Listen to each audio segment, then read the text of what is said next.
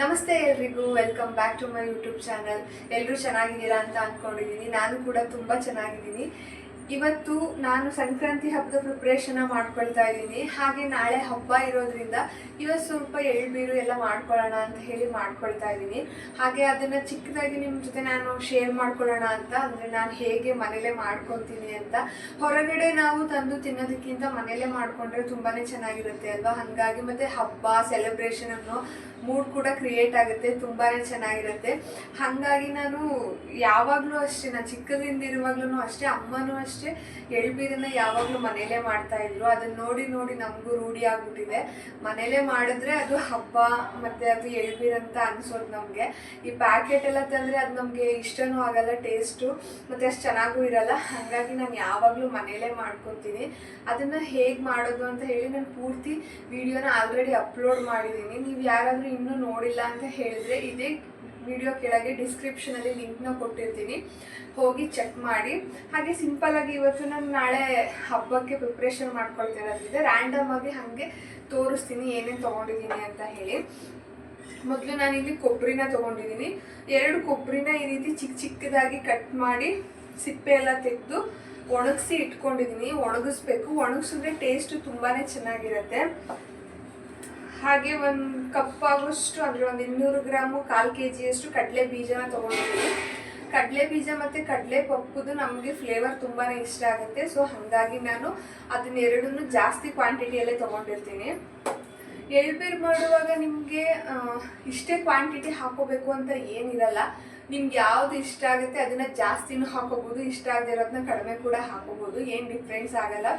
So ನಮಗೆ ಎಳ್ಬೀರಲ್ಲಿ ಕಡಲೆ ಮತ್ತು ಕಡಲೆಪಪ್ಪು ಅದು ತುಂಬಾ ಇಷ್ಟ ಆಗುತ್ತೆ. ಹಾಗಾಗಿ ಅದನ್ನು ಜಾಸ್ತಿ ತೊಗೊಂಡಿದ್ದೀನಿ ಮತ್ತು ಕಡಲೆಪಪ್ಪನ್ನು ತೊಗೊಂಡಿದ್ದೀನಿ.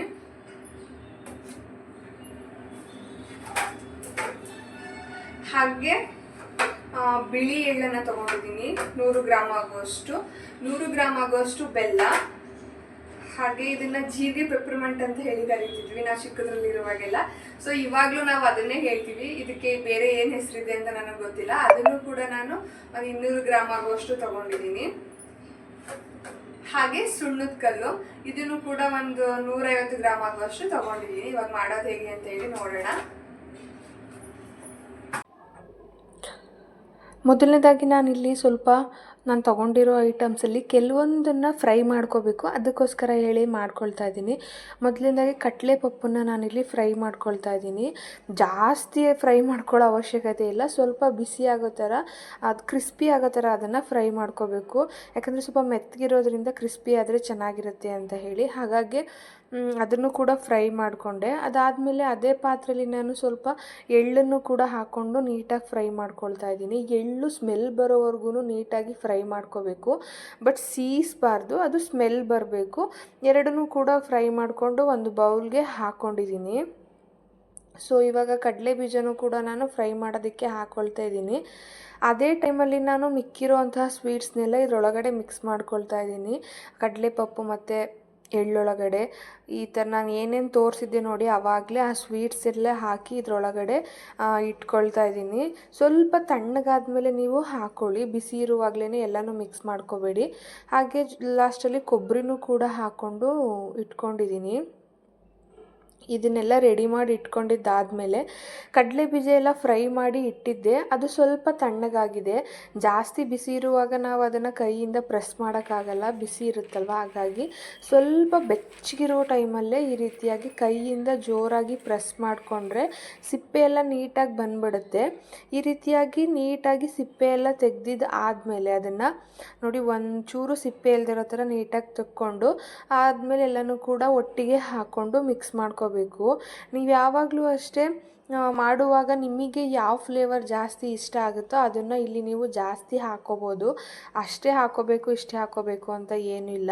ನೋಡಿ ಎಲ್ಲನೂ ಕೂಡ ಒಂದ್ಸಲ ಚೆನ್ನಾಗಿ ಮಿಕ್ಸ್ ಮಾಡಿಕೊಂಡ್ರೆ ಎಳ್ಬೀರು ರೆಡಿ ಆಯಿತು. ಮನೆಯಲ್ಲೇ ಮಾಡ್ಕೊಳ್ಳೋ ಎಳ್ಬೀರು ತುಂಬಾ ಚೆನ್ನಾಗಿರುತ್ತೆ. ನೀವು ಕೂಡ ಆದಷ್ಟು ಹೊರಗಡೆ ತರೋದಕ್ಕಿಂತ ಈ ರೀತಿ ಮನೆಯಲ್ಲೇ ಮಾಡ್ಕೊಳ್ಳೋದಕ್ಕೆ ಟ್ರೈ ಮಾಡಿ, ತುಂಬಾ ಚೆನ್ನಾಗಿರುತ್ತೆ. ಎಲ್ಲ ಆದಮೇಲೆ ಅದನ್ನು ಒಂದು ಸ್ಟೀಲ್ ಬಾಕ್ಸಲ್ಲಿ ಇಲ್ಲ ಯಾವ ಬಾಕ್ಸಲ್ಲಾದರೂ ಸರಿ, ಏರ್ ಲಾಕ್ ಆಗೋಂತಹ ಬಾಕ್ಸಲ್ಲಿ ನೀವು ಇದನ್ನು ಕ್ಲೋಸ್ ಮಾಡಿ ಇಟ್ಟರೆ ಆಯಿತು, ಮೆತ್ತಗಾಗದಿರೋ ಥರ. ಮಾಡ್ಕೊಳ್ಳೋಣ ಅಂತ ಹೇಳಿ ಮಾಡ್ಕೊಳ್ತಾ ಇದ್ದೀನಿ. ಅದಕ್ಕೆ ನಾನಿಲ್ಲಿ ಒಂದು ಅರ್ಧ kg ಡೇಟ್ಸನ್ನ ಸಿಪ್ಪೆ ಎಲ್ಲ ತೆಗೆದು ಈ ರೀತಿ ನೀಟಾಗಿ ಕಟ್ ಮಾಡಿ ಇಟ್ಕೊಂಡಿದ್ದೀನಿ. ಹಾಗೆ ಡ್ರೈ ಫ್ರೂಟ್ಸ್ನು ಕೂಡ ಚಿಕ್ಕ ಚಿಕ್ಕದಾಗಿ ನಾನು ಆಲ್ರೆಡಿ ಕಟ್ ಮಾಡಿ ಇಟ್ಕೊಂಡಿದ್ದೀನಿ.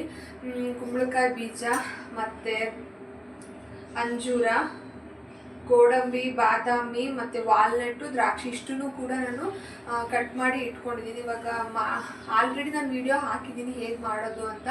ಇನ್ನೂ ಯಾರೆಲ್ಲ ನೀವು ನೋಡಿಲ್ಲ ಅಂತ ಹೇಳಿದರೆ ಹೋಗಿ ನೋಡಿ. ಈ ವಿಡಿಯೋ ಕೆಳಗಡೆ ಡಿಸ್ಕ್ರಿಪ್ಷನಲ್ಲಿ ಲಿಂಕ್ನ ಕೊಟ್ಟಿರ್ತೀನಿ. ಸ್ಪೆಷಲಿ ಇವಾಗ ನನಗೆ ಪ್ರೆಗ್ನೆನ್ಸಿ ಟೈಮಲ್ಲಿ ಡ್ರೈ ಫ್ರೂಟ್ಸ್ನ ಹಾಗೆ ತಿನ್ನೋದಕ್ಕೆ ಇಷ್ಟ ಆಗ್ತಾಯಿಲ್ಲ. ಹಾಗಾಗಿ ನಾನು ಈ ರೀತಿ ಡ್ರೈ ಫ್ರೂಟ್ಸ್ ಲಾಡುನ ಮಾಡಿ ಇಟ್ಕೊಳ್ತೀನಿ. ಖಾಲಿ ಆದ ತಕ್ಷಣ ಈ ರೀತಿ ಮಾಡಿ ಸ್ಟೋರ್ ಮಾಡ್ಕೊಂಡ್ಬಿಡ್ತೀನಿ. ಡೈಲಿ ಒಂದೊಂದು ತೊಗೊಂಡ್ರೆ ಸಾಕು. ತುಂಬಾ ಹೆಲ್ತ್ ಬೆನಿಫಿಟ್ಸ್ ಇದೆ ಡ್ರೈ ಫ್ರೂಟ್ಸಿಂದ, ಅದೆಲ್ರಿಗೂ ಗೊತ್ತಿರೋ ವಿಷಯನೇ. ಹಾಗಾಗಿ ನನಗೆ ಡ್ರೈ ಫ್ರೂಟ್ಸ್ನ ಹಾಗೆ ನಾರ್ಮಲಾಗಿ ತಿನ್ನೋಕ್ಕೆ ಇಷ್ಟ ಆಗದೇ ಇರೋ ರೀಸನ್ನಿಂದ ನಾನು ಈ ರೀತಿ ಡ್ರೈ ಫ್ರೂಟ್ಸ್ ಲಾಡುನ ಮಾಡಿ ಸ್ಟೋರ್ ಮಾಡಿ ಇಟ್ಕೊಳ್ತೀನಿ. ಸ್ವಲ್ಪ ಖಾಲಿಯಾಗಿತ್ತು, ಅದನ್ನು ಕೂಡ ಮಾಡಿ ಎತ್ತಿಟ್ಕೊಬಿಡೋಣ ಅಂಥೇಳಿ ಮಾಡ್ಕೊಳ್ತಾ ಇದ್ದೆ. ಹಾಗೆ ಹಬ್ಬ ಅಂದಮೇಲೆ ರಂಗೋಲಿ ಮೇಯ್ನ್ ಅಟ್ರಾಕ್ಷನ್ ಆಗಿರುತ್ತೆ.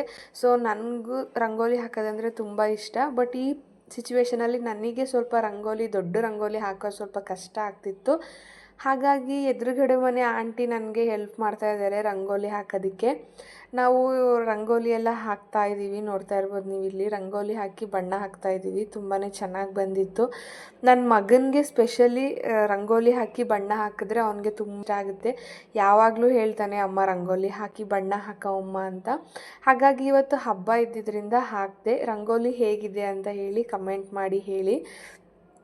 ಸೊ ಹಾಗೆ ಎಲ್ಲ ಕೆಲಸ ಮುಗಿಸ್ಕೊಂಡು ಇವಾಗ ಮತ್ತೆ ಕಡಲೆಕಾಯಿ ಮತ್ತು ಗೆಣಸು ಎಲ್ಲ ಬೇಯಿಸ್ಕೊಳ್ಳೋಣ ಅಂತ ಹೇಳಿ ಮಾಡ್ಕೊಳ್ತಾ ಇದ್ದೀನಿ. ನೆನ್ನೆ ಮಾರ್ಕೆಟಿಂದ ಕಬ್ಬು, ಕಡಲೆ, ಗೆಣಸು ಎಲ್ಲ ಕೂಡ ತಂದಿದ್ದೆ.